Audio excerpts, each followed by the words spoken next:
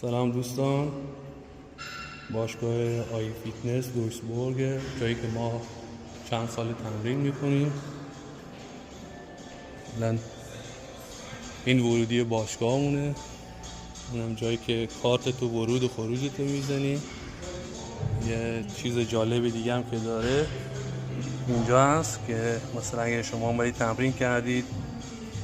خوشتون نیومد، یا مثلا